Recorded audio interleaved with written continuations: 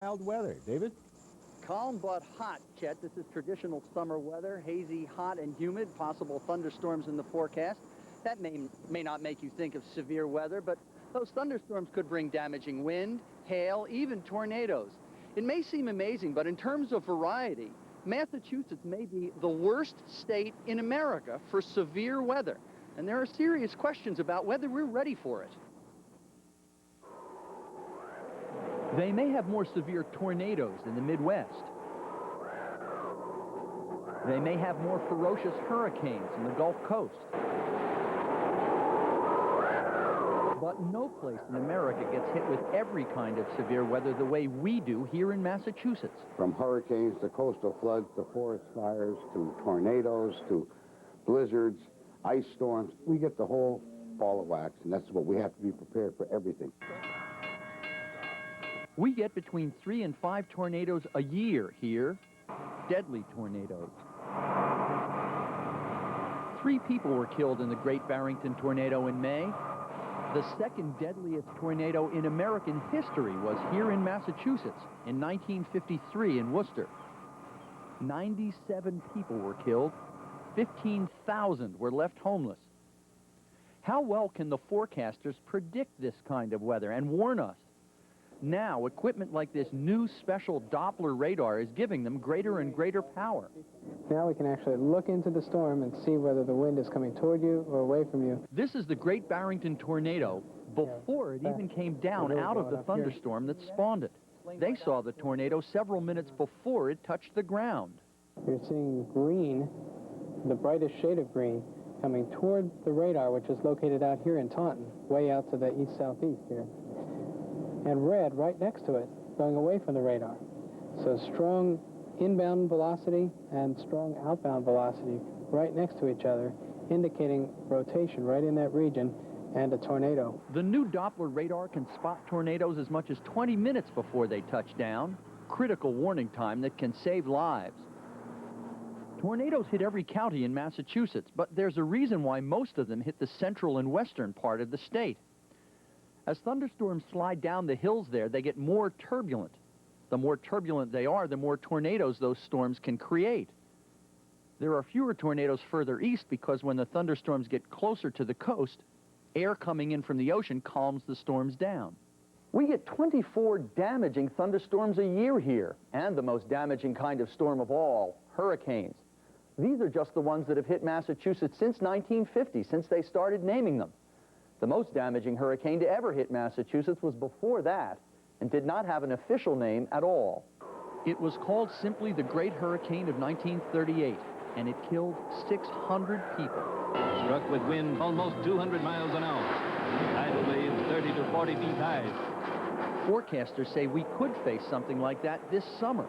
We're now seeing some signs that we may be above normal this coming season with 12 storms that are named. In other words, it'd be at least of tropical storm strength or hurricane strength, 8 hurricanes, and perhaps 3 of major intensity of a category on a scale 1 to 5 of a 3, 4, or 5. Now, with those kinds of storms on the way, another thing the National Weather Service is doing is updating its technology to warn us about severe weather.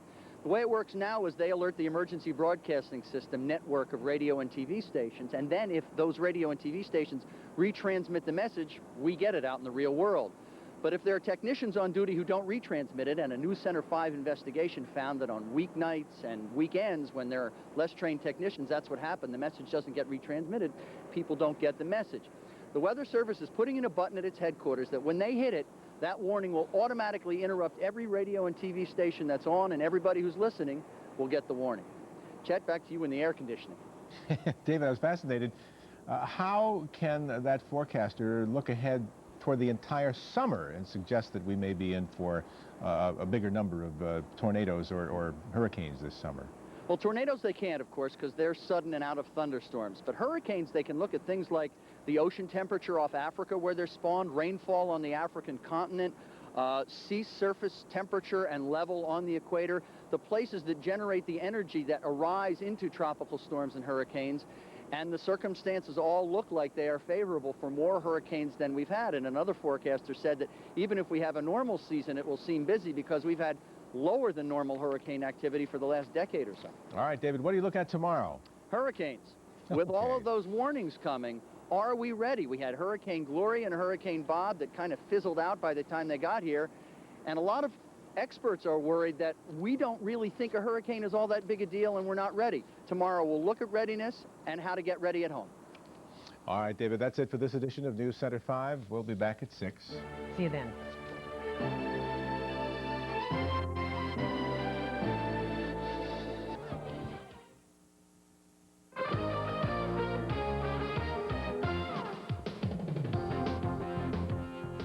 All right, the deal Sox fans have been waiting for. They made a major move to strengthen their bullpen tonight. During their game with the Twins, the Red Sox made a deal for Twins closer Rick Aguilera. Aguilera was actually called in from the bullpen during the game.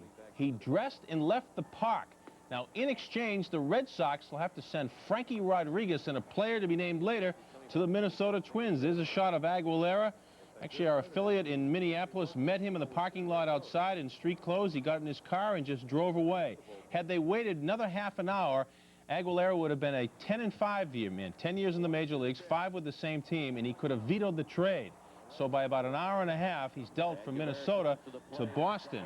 He was on the Twins World Championship team in '86, and the Mets won in '86, I should say. How could I forget that? And the Twins championship team in 1991. All right, as for the game itself, the Sox started off swinging tonight. Second batter of the game, John Valentin. Home run to left field, 13th of the year. Nobody on base, unfortunately. Next up, Mo Vaughn, 24th home run of the year. Nobody on base, unfortunately. Solo, 2-0. Minnesota hits home runs. They have men on base. One on for Pedro Munoz. 5-2 Minnesota. And get this, the Red Sox hit 2 more home runs in this game, both of them by Troy O'Leary. 4 home runs in the game, 4 runs to show for it. They lose it 6-4 the final. Bad news, Detroit wins. They are within 3 games now. Yankees are losing to Texas in the 7th inning. Baltimore pulls within 7 games of the Red Sox. Milwaukee wins over Oakland, and Cleveland continues to pile it on. All right, former Celtic Don Nelson back in the NBA, named coach of the New York Knicks today. And Wimbledon women's finals are set. Steffi Graf will go against Arantxa Sanchez Vicario, both winners today in their semifinal matches. Check out Sanchez Vicario. Watch this. She just sends a lob right into the net, and this is a gimme, right? Oh!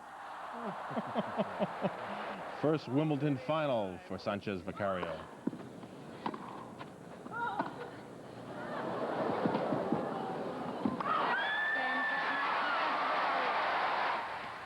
She's happy.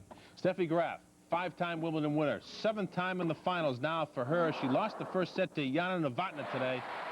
How do you stop that? How'd you like to have that in your repertoire? Graf, though, came back in the final 2 sets to blow her out, so she is back aiming for a 6th Wimbledon crown. And at the Sports Museum tonight, statue of Harry Aganis unveiled, sculpted by Armand Lamontagne. At a classical BU in the Red Sox, Harry Aganis died suddenly 40 years ago last week at the age of 26 while a first baseman for the Red Sox. I remember 5 home runs in the right field bleachers and 1 homestand, and I think he was on the way to being the all-star first baseman in the American League for 10 years. But I still think he was a better football player. He had a great smile and warmth to him, and everybody liked him. I did the eulogy for him in Washington. Boy, that was the toughest thing I've ever done. That was my saddest day in sports. He was such an athlete and a fine person. People could not believe Harry Aganis could die. They said if Harry could die, anybody could die. So young indeed. All right, Mike, thanks. That's all the time we have. Nightline is next. Thank you for being with us. Thank you. Have a good night. See you tomorrow. Good night.